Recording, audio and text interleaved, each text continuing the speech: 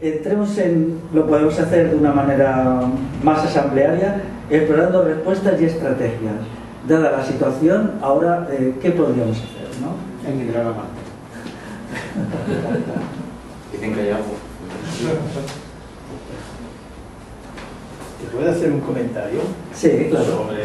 Después de todo lo que has dicho. A ver, Lo que venga ya. Ya me encanta mi duda. estamos aquí matizando porque cuestión muchas Sí. veces de matices. La historia da para eso y para más, por suerte o por desgracia. Pero, entonces, bueno, sobre el siglo XIV, sobre los romanos, todo esto no voy a entrar. Ya te digo que estaríamos aquí hasta después de todos los actos, ¿no? Pero sí un punto concreto sobre lo que has dicho al final prácticamente del siglo XVIII, el siglo de las luces.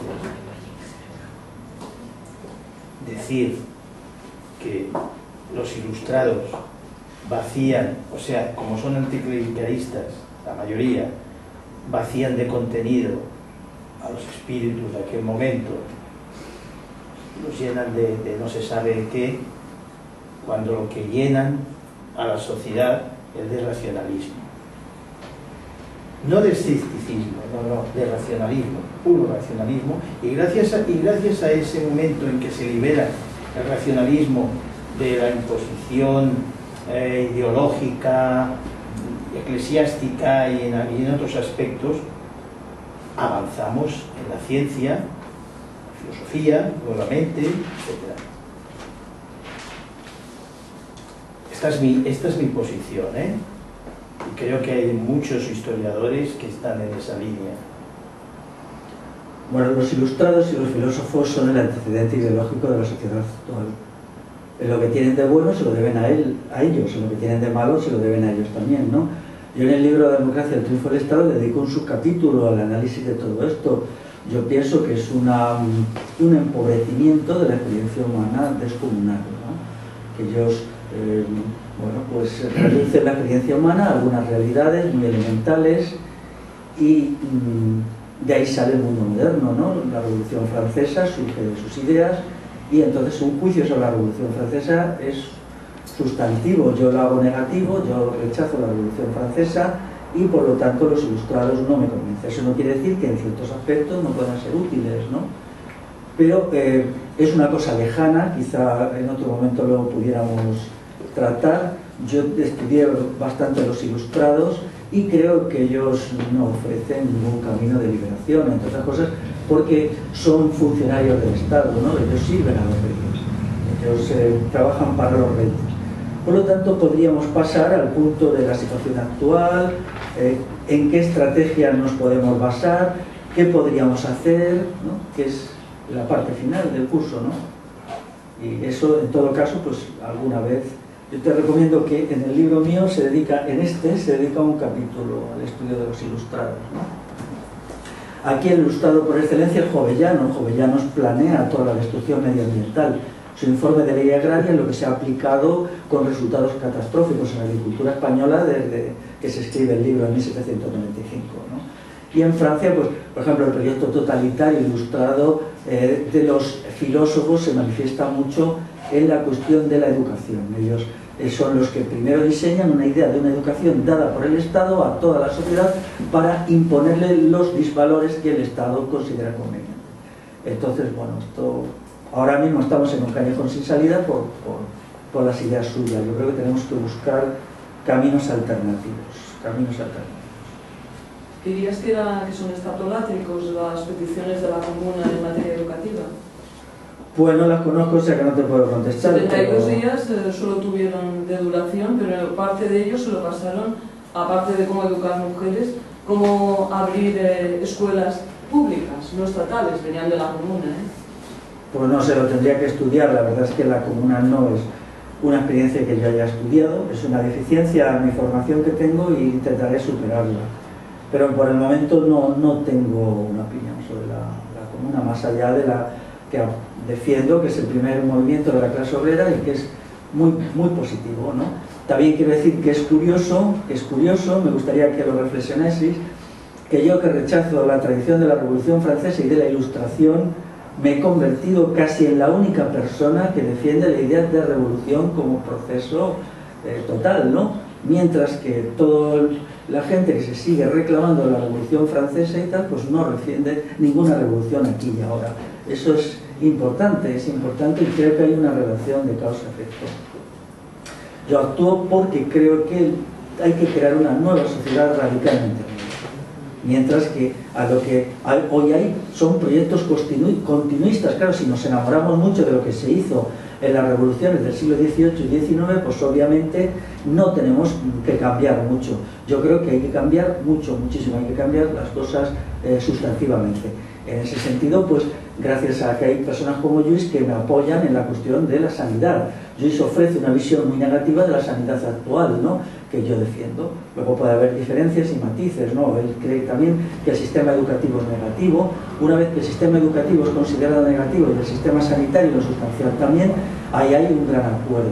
Y entonces ya estamos en entonces abre una puerta que dice cómo tendríamos que organizar la sanidad en una futura sociedad libre y el sistema educativo, ¿no? Y eso ya nos alivia, ¿no? Pero claro, es terrible que todo el día estén cayendo sobre mí gente que en definitiva lo que quiere es salvar el estado de bienestar. Pues bueno, el estado de bienestar ya lo va a salvar el PSOE y todos estos, ¿no? O sea, bueno, pues si no lo va a salvar... Supone que la revolución no la haréis Félix y Lluís, supongo que con dos no la vais a conseguir. Vamos a intentar explorar estrategias y cambios una vez que hemos intentado absorber una visión global históricamente amplia de qué puede pasar y qué podríamos hacer, que es lo más importante, en los próximos 10 o 15 años. Yo digo que las cosas que he intentado exponer son necesarias para establecer estrategias y soluciones, pero ¿cuáles son estas? Se me escapan. Yo estoy en un momento de mi proceso de conocimiento en que he avanzado poquito todavía. Necesito tiempo. Para mí necesito tiempo. El otro día, hablando con un amigo, me decía que él también ha llegado a la conclusión que en los próximos 2, 3, 4 años, más bien 4 años, tenemos que intentar alcanzar una comprensión de nuestra época y una vía de acción. Pero quizá antes no sea posible, porque los cambios son tan enormes, las modificaciones se han hecho tan tremendas que yo no soy capaz. O sea, incluso cosas como el 15M me desbordan, ¿no?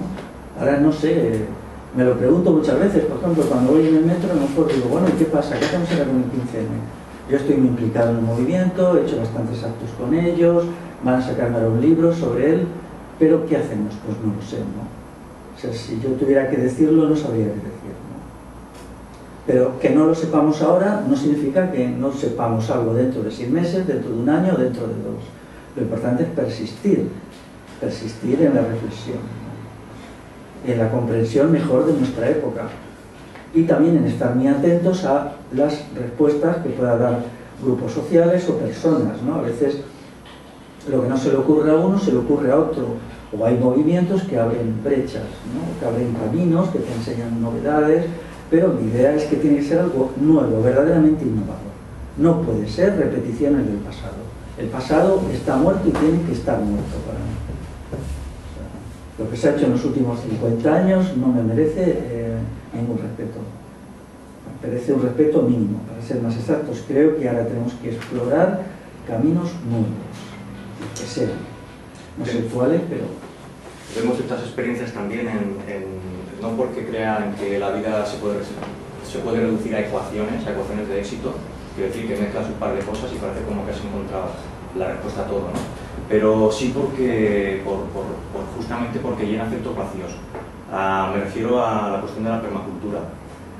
No sé si la conoces, y a mí lo que me atrae y lo que he podido ver en ciertas comunidades y con gente con la que me muevo y tal, es justamente ver que pequeños núcleos son capaces, aunque tengan éxito unos sus objetivos, pero son capaces de introducir primero una ética que se ha perdido y unos principios de actitud. y a partir de ahí empiezan a desarrollar. Otra vez es como, yo lo veo que casi funciona a nivel de autolimpieza en esa contaminación que podemos ver. Y lo interesante que veo también es que, aunque no sea definitivo, sí que puede ser un buen principio para que todos empecemos, quizás, en ese camino que decía al principio de recuperar los ritmos, ¿vale? De empezar otra vez a mirar al otro y verdaderamente trabajar para ver si somos capaces de hacer cosas juntos, de tomar decisiones limpias entre todos. Y con un tema interesante, y es que no solo la permacultura se aplica en zonas rurales, sino en urbes. Y a una nueva interpretación global, ¿no? Por ejemplo, la permacultura no tiene ninguna idea de lo político. Ellos en realidad viven en las grietas del actual sistema, no se proponen transformarlo sustantivamente, ¿entiendes? Entonces están bien como procesos, como algo que es útil, ¿no? Pero es insuficiente. Es necesario ahora mismo una visión integral y una respuesta integral. La crisis es total, entonces tenemos que forzarnos a una respuesta integral que sea creadora. No significa que ahora en este momento tengamos que ser creadores, quizá no podemos, y seguro que no podemos, pero sí que en los próximos años tendría que difundirse entre los sectores sociales más inquietos, entre la gente más inquieta, una idea de innovación y de búsqueda de respuestas nuevas a una nueva situación, a una nueva etapa. Está claro que el mundo que se forma después de la Segunda Guerra Mundial está acabado. Aquí eso quiere decir que el mundo que se forma al final del franquismo. Aquí hay una especie de distorsión que el franquismo introduce, ¿no? Pero bueno, lo que se impone aquí al final del franquismo, lo que se había impuesto en otros países después de la Segunda Guerra Mundial, ¿no? Aquí en los años 70 se impone lo que se había impuesto en Francia después de la liberación de los nazis, o en Italia o tal, ¿no? Ese mundo está acabado. Ese mundo ya no da más de sí, y en un contexto además de crisis de una civilización que hasta ahora ha sido la dominante en el planeta, ¿no? En esas condiciones tenemos que buscar respuestas, y esas respuestas no pueden ser una. Tiene que haber una respuesta política. Aquí hay un sistema político bien elaborado, parlamentarista y tal, el sistema de partidos y tal. Tenemos que ir a una respuesta a eso. Necesitamos una respuesta política, una respuesta económica, ¿no? La respuesta económica puede tener dos partes incluso. Yo no me niego a que las cuestiones que hoy puedan ser salvadas de la catástrofe se salven. No me niego a las luchas por reformas, pero sí creo que lo más importante sería establecer unos criterios de un análisis económico que estableciera una economía diferenciada de la actual. Necesitamos una respuesta sobre la autoconstrucción del sujeto. Hasta ahora el sujeto es construido por las instituciones. ¿Cómo se construye el sujeto? O sea, ¿qué tenemos que ser? ¿No? Como sujetos, nosotros mismos, ¿qué queremos ser? ¿Cómo nos planteamos la cuestión del sujeto? Eso es importantísimo para mí, hasta tal punto que yo creo que lo que yo haya podido aportar en el terreno político y económico o medioambiental está agotado, y lo que yo quiero trabajar es la construcción del sujeto. Creo que es una deficiencia fundamental, ¿no? Yo creo básicamente en el individuo, creo mucho en el individuo. Creo que un individuo, un solo individuo que esté dispuesto a hacer cosas importantes, las hace. O sea, solo basta que use la inteligencia. Yo creo mucho en la iniciativa individual, pero esa iniciativa no puede redundar en un beneficio particular. Eso es el límite que pongo. O sea, toda la iniciativa individual, pero no para uno, sino para el bien de algo que tiene que ser suprapersonal. Uno tiene que renunciar a toda disposición de bien particular, ¿no? Eso puede llevar mucho tiempo. ¿Cómo se hace la construcción del sujeto? Claro, es muy difícil, ¿no? Tiene que tener muchos elementos. Otra cuestión que creo que tenemos que tratar es la recuperación de la convivencia. La convivencia es complejísimo, ¿no? Una asamblea es un elemento político y es un lugar convivencial. Lo tratamos como política y como convivencia a la vez, ¿no? O un equipo de trabajo es lo mismo, ¿no? Otra cuestión, dentro de ello habría que ir tratando cuestiones como es el sistema sanitario, la cuestión de la sanidad, que esperamos nosotros que tiene que ser la sanidad, ¿no?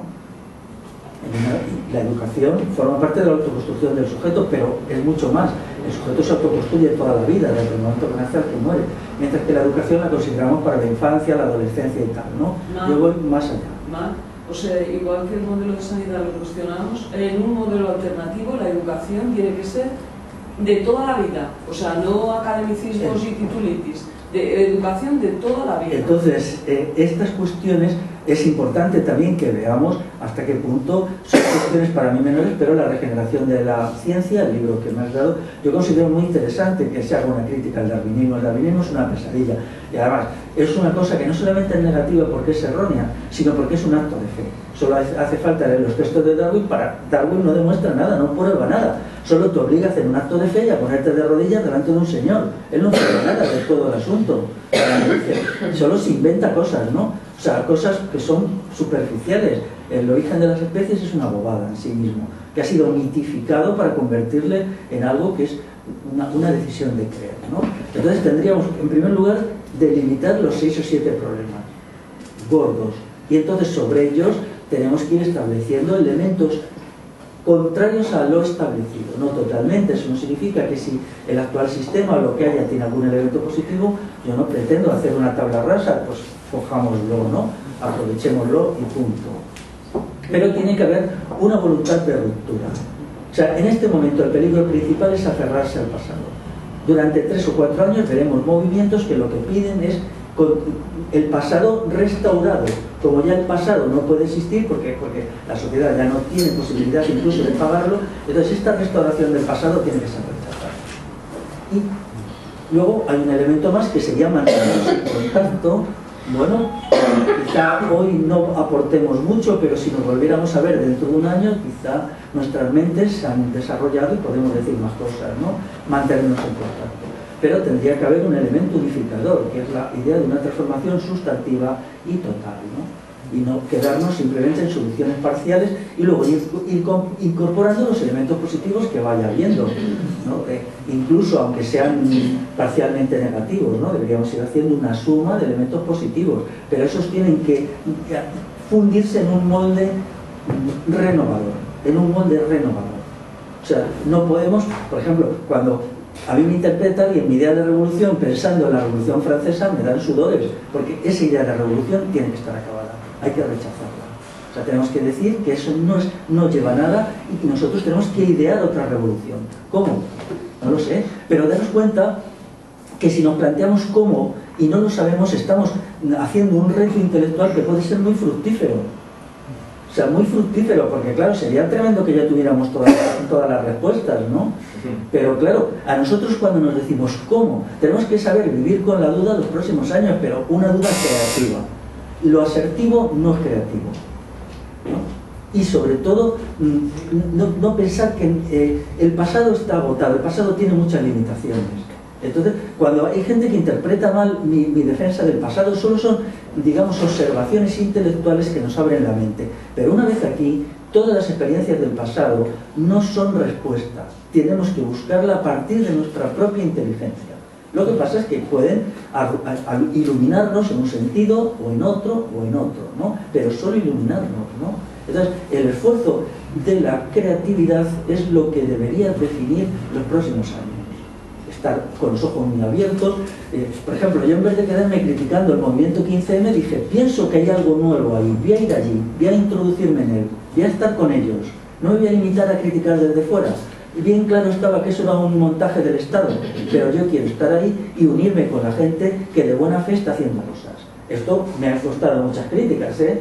Porque, bueno, ahí está la parrilla de mi dirección de internet con gente que me ha dicho de todo, ¿no? Pero yo estoy muy contento con esa estrategia porque he estado con la gente, en lo bueno y en lo malo del 15M, y he hecho bastantes actos, y que tenemos que tener esa capacidad para absorber lo nuevo e interpretarlo, ¿no?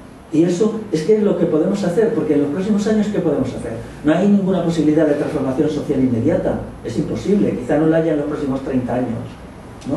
Pero sí podemos estar atentos e ir construyendo sistemas de ideas que tengan fundamento, que no sean puras elucubraciones, que no sean sistemas cerrados, que nos permitan entender nuestra época, y entender es un paso hacia su transformación, ¿no?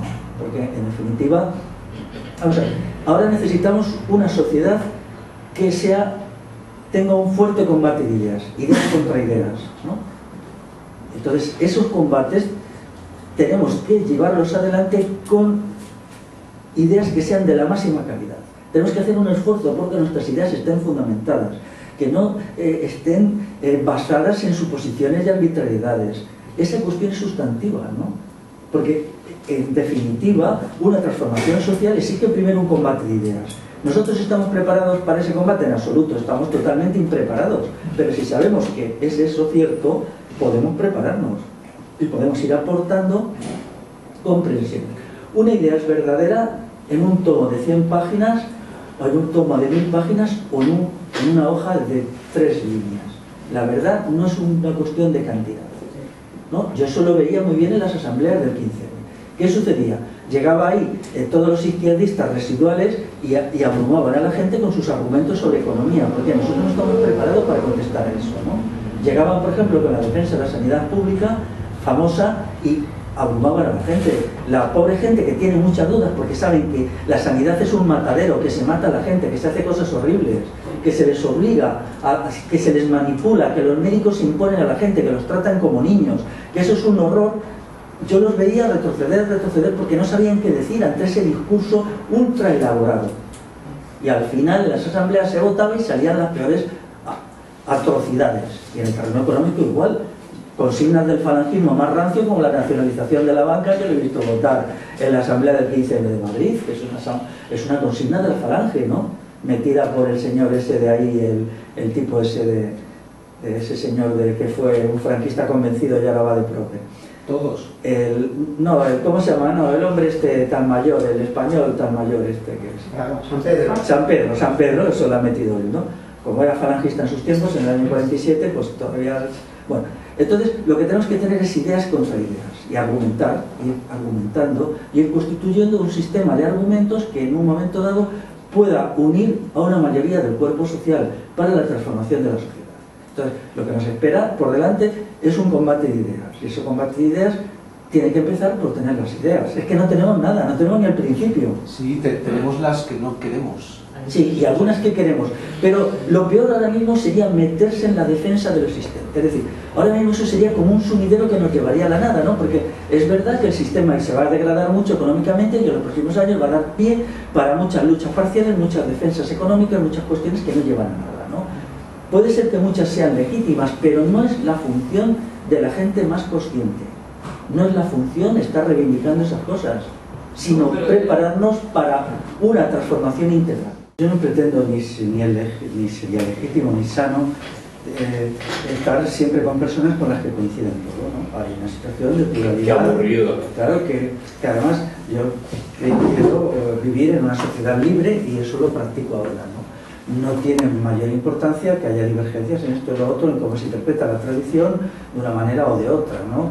Y esas cuestiones siempre estarán ahí y las mentes humanas son distintas, cada uno tenemos nuestra personalidad, nuestra práctica y experiencia personal y llegamos a conclusiones a veces divergentes, ¿no? Lo que tenemos que hacer es buscar el elemento común que nos unifica, ¿no? Hay también un elemento común, no todo es diferente entre nosotros, ni mucho menos, hay montones de cosas en común, ¿no? Yo en lo que puedo, y menos alguna que otra metedura de pata, procuro insistir en los elementos que me unen con la gente, porque creo que eso es lo fructífero, ¿no? Y porque pienso que un movimiento de derribar al sistema actual tiene que ser plural, ¿no? Tiene que ser plural. Cuando yo estuve en el 15M en Valladolid, en una plaza, mucha gente, y alguien me preguntó, bueno, ¿y tú qué piensas que vamos a hacer, por ejemplo, con la gente de las diversas religiones? Yo le dije, una revolución tiene que hacerse entre creyentes y no creyentes. La división por las religiones y la creencia o increencia no es sustantiva para mi proyecto, es sustantiva para otro proyecto que yo pueda tener de esclarecimiento de ideas y de pensamiento. Esto lo aclaro porque lo dije y así lo creo, ¿no? Respecto al tema que nos ocupa, vuelvo a leer el título, comprender nuestra época para comprendernos. Yo creo que ahora la tarea más importante que tenemos y tendremos en los próximos años es comprender la realidad que tenemos delante de nosotros. Hablo como lo que yo estoy haciendo, es decir, yo este verano ya me volqué completamente en el intento de entender lo que está pasando, luego lo tuve que dejar porque me achucharon algunas cuestiones muy urgentes, ¿no? Pero ahora lo quiero volver a retomar. Me parece que sería muy importante que partamos de la realidad. No estoy desvalorizando los libros que aquí se han citado, solo digo que no es el momento de partir de tal o cual libro, sino de la realidad. Entender la realidad y penetrar en ella y comprenderla en toda su complejidad es lo más importante. Una vez que esto se haya comprendido, tenemos que establecer con qué criterio, ¿no? Para mí el criterio es la transformación integral. Y un tercer paso sería establecer la línea de actuación, porque si nos marcamos una línea de acción que no es acorde a las condiciones reales, daremos palos de ciego, nos meteremos por caminos que no van a ningún lado y nos perderemos, ¿no? Hay elementos de la realidad muy importantes y entonces esta investigación de la realidad tiene un gran valor. Yo os animo entonces que la realidad económica, la realidad política, la aprendamos todo lo que podamos, ¿no? Y esto puede ser un elemento que nos una, y esto tiene que mantenerse durante, yo entiendo, unos años. Cuanto más luz podamos arrojar sobre tal o cual problema, mejor. Lo que necesitamos es claridad de ideas y verdad en todas las cuestiones. Y eso es lo peculiar de nuestra época, porque nuestra época es la de la confusión extrema en un momento en que las tensiones de todo tipo se tensan. Entonces, la confusión crea parálisis. Lo que tenemos que hacer es aportar claridad hasta donde podamos. Pues no aportamos nada, ¿no? Pero lo tenemos que intentar. Entonces, por eso yo puse el título comprender nuestra época para comprendernos, crisis, caos, declive de Occidente y anuncios de catástrofe. ¿Qué hay detrás de todo esto? Quizá dentro de un año se pueda hacer otro encuentro que se titule ¿cuál pueden ser las líneas de actuación hoy? Pero dentro de un año.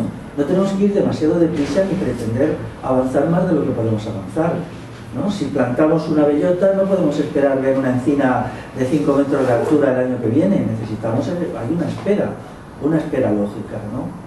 Y el proceso de conocimiento es así. Por lo tanto, no son tanto el momento de la acción como un momento de la reflexión. Y luego hay una acción que hay que responder, ¿no? Para que no se me interprete mal, yo estuve en primera fila en los movimientos del 15M y yo he estado en más cosas más, ¿no? Pero, y hay cuestiones que saltan ahí, hay un debate que casi no lo hemos tratado, que es el debate sobre el sistema político.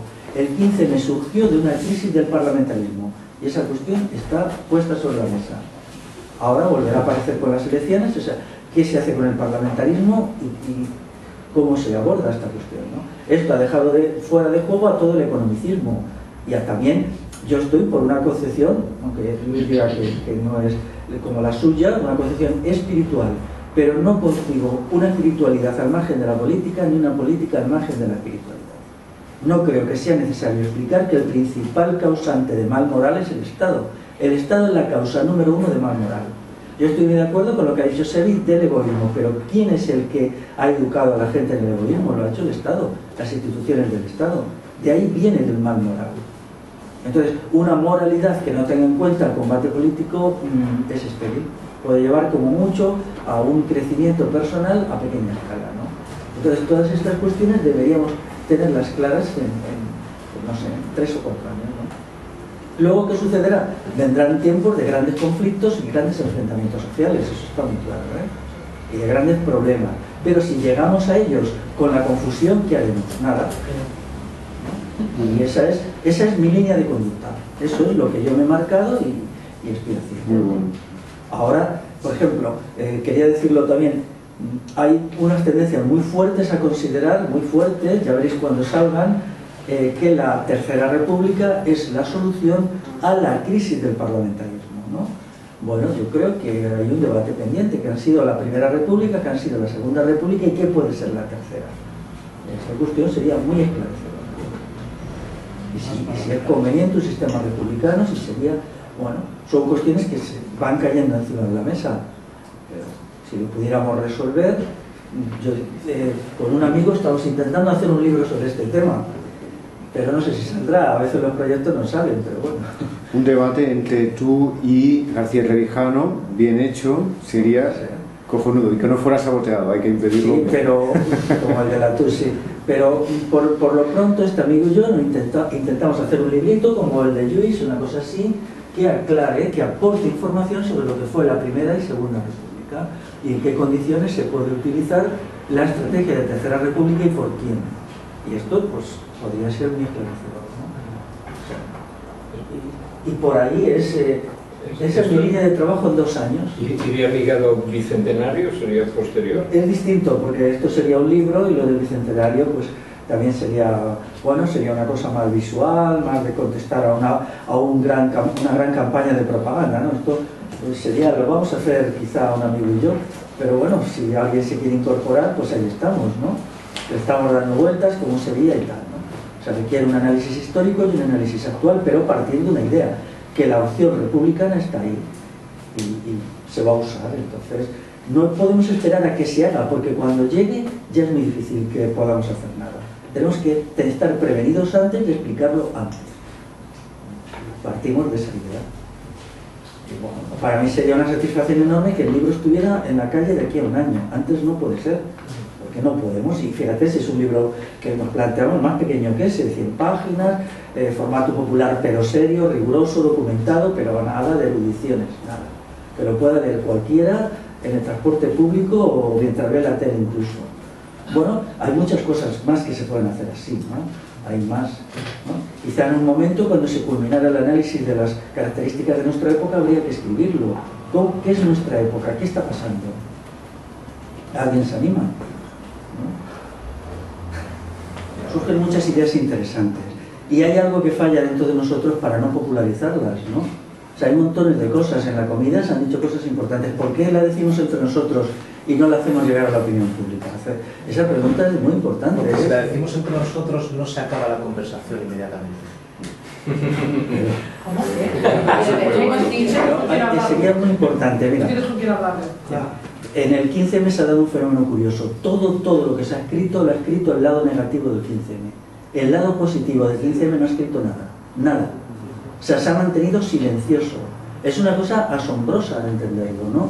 ¿Por qué la gente más funesta y más negativa es la que más escribe o la que más está en internet? Y la gente que tiene cosas importantes que decir, aunque sean parciales, y hoy no pueden ser más que parciales, porque las características de nuestra época son esas, ¿por qué no nos animamos a estar constantemente interviniendo con los elementos parciales que tengamos y sin miedo a equivocarnos y hacer presencia?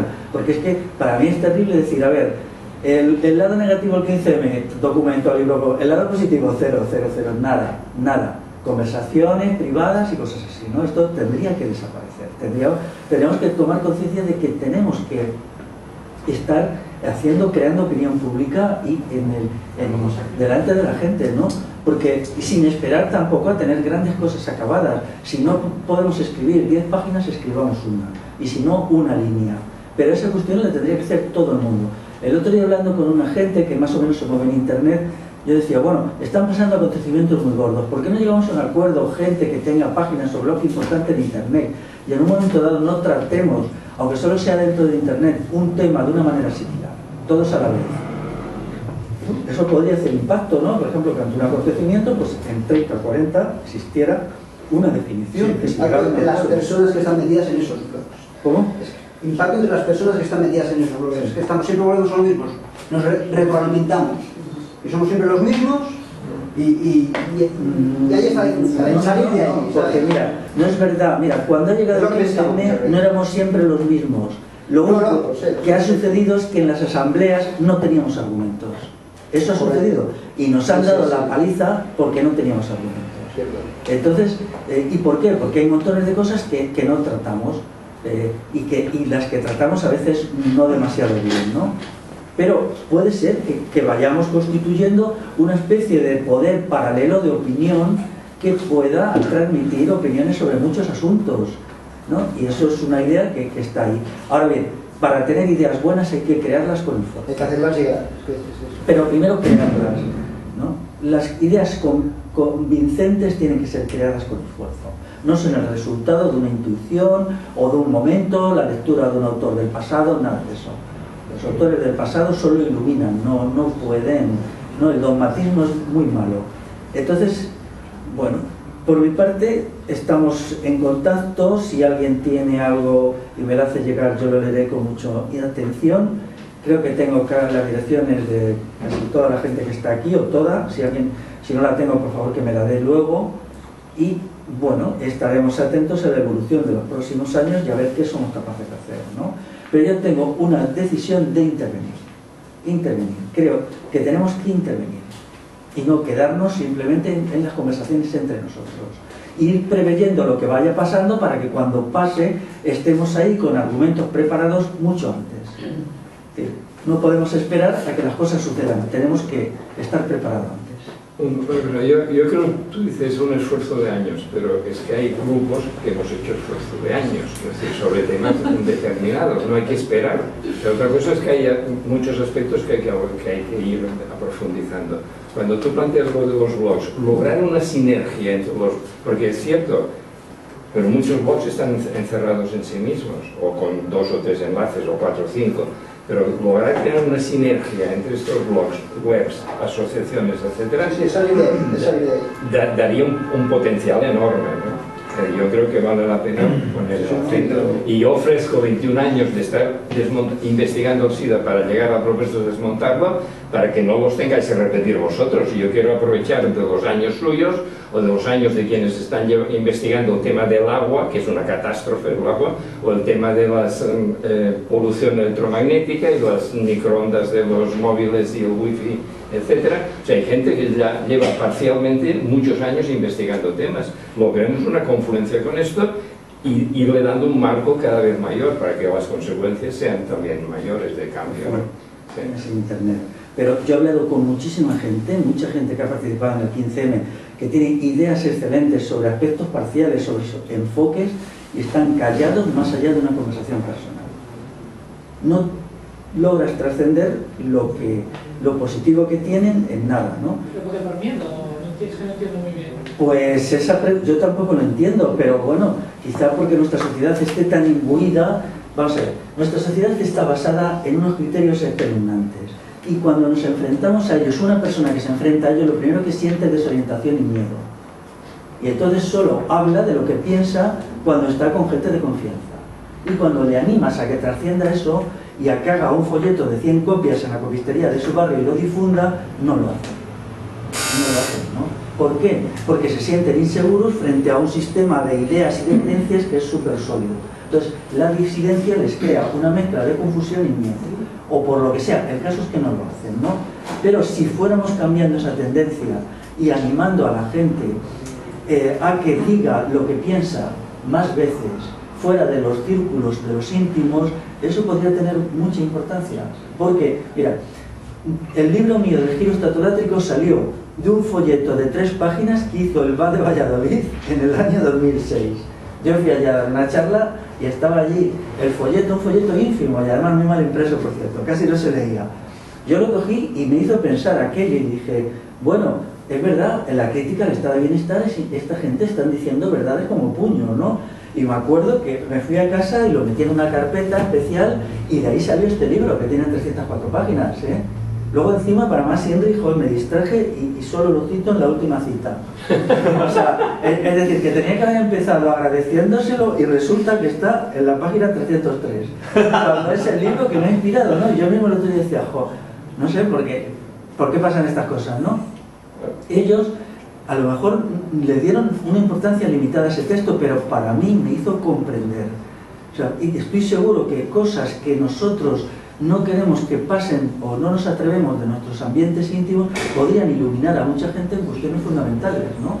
Incluso hechas con medios muy modestos y en cantidades muy modestas, ¿no? Y se trataría, claro, si nos apoyásemos unos a otros más, ¿no? O nos uniéramos para dar curso a un texto, a una intervención, eso incluso sería más nos sentiríamos más seguros, ¿no? Yo por eso ofrezco mi página a bastante gente y siempre digo, bueno, si eso lo hace yo te lo cuelgo.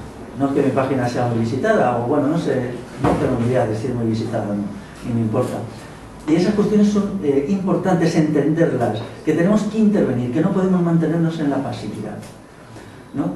Es interesante, acabo ya, por decisión de Pera, cuando yo di una charlita en un pueblo de Palencia que se llama Mayuelas de Abajo, que es muy pequeño, pues él grabó la charla.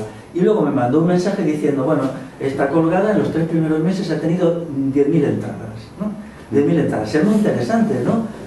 Pero yo no iba con ninguna intención de grabar nada ni nada, porque se presentó él allí. Yo hubiera dado una charla que hubiera pasado desapercibida. El que haya tenido ahora ya más de 10.000 entradas y mucha gente me ha llamado y me ha hecho comentarios sobre esa charla, significa que hay que tener un espíritu de acción y ofensiva, y no solamente de reserva, ¿no? Eso hay que aceptar. Bueno, si me equivoco, ¿no? Si se me tiran encima, se me tiran encima. Hay que aceptar eso y aceptarlo con seguridad, ¿no? Pero el lanzarse es un tema de entreno también. Es decir, que por eso yo estoy haciendo un curso de formación de desmontadores del SIDA, para entrenarse en desmonte del SIDA, entrenarse en que lo que uno piensa o llegue a escribir, lo que uno llegue a escribir se atreva a hacerlo circular, pequeño, firmado o no firmado, o sea, todo esto es un entreno hasta atreverte a dar la cara a riesgo de que te la rompan. Pero bueno, todo lo unidos que podamos para seguir haciendo cosas interesantes en los próximos años. Es lo único que se me ocurre. Sí. Y yo aprovecho para eso, alimentarnos en una fecundación mutua, y os invito... Fecundación mutua. Sí. No necesariamente a nivel fisiológico. Y os animo también, aprovechando, a que conozcáis Pro 21 y si puede ser os hagáis socios, porque es la única posibilidad de que el año que viene podamos reunirnos aquí en un local y no tengamos que ir a alquilar no sé dónde, en no sé qué. Muy bien, pues. Bueno, gracias.